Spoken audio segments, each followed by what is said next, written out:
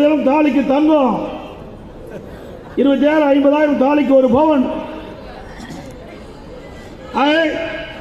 திருமண உதவி திட்டத்தின் கீழ் ஏழை எளிய குடும்பத்தை சேர்ந்த பெண்கள் திருமணம் ஆகின்ற பொழுது அந்த திட்டத்தை நடைமுறைப்படுத்தும் பல லட்சம் பேர் நன்மை பெற்றார்கள்.